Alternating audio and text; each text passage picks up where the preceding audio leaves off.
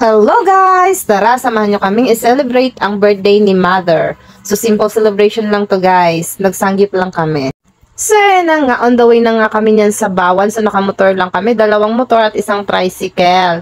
Dahil nga wala pa naman kaming 4 wheels. Pero soon, magkakaroon din kami niyan in God's perfect time. O, diba? I-claim natin yan. So, mabilis lang din naman ang aming naging biyahe dahil nga wala namang traffic. Ayan, dumating na nga kami niyan sa Bawan.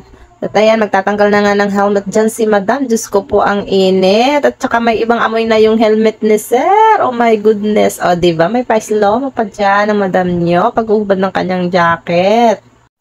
So, kami lang naman ang magse-celebrate, guys. So, wala namang masyadong ganap. Kakain lang kami dito dahil ayaw naman ni Mama na maghanda-handa. Kaya, ayan. Kakain lang kami dito para ma-celebrate man lang kahit papano ang birthday ni Madir. O, diba? So, first time nga din namin kakain dito sa Sanggip sa Basaysay sa Bawan. Pero si Ate Kate, pangalawang beses na niya kasi kahapon, pagkatapos ng assessment nila, kumain sila dito. So, itatry naman natin ang kanilang samji.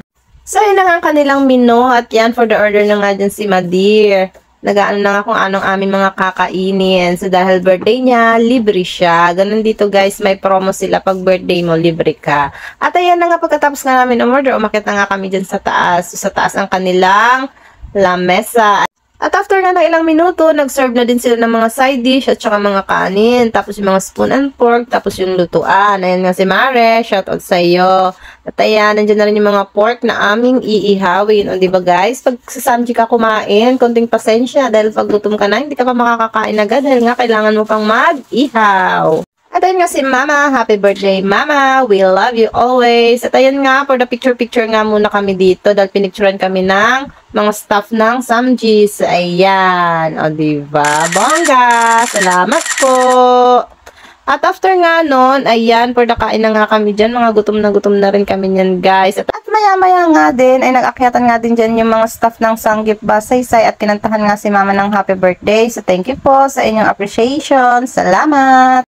At ayan na nga, for the kain na nga ang mga person. At ayan ang Madam nyo, nakataas pa yung paa. O diba guys, ang sarap kasi kumain pag nakataas yung paa. Piling lagi nasa bahay lang. O diba?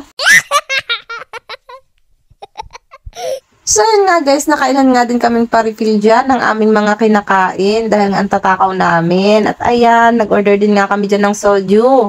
At ayan, for the kampay-kampay nga sila dyan bago nga kami umuwi. O diba? So, ayun na nga guys, simple lang itong celebration na ito, pero at least masaya dahil sama-sama nga kami.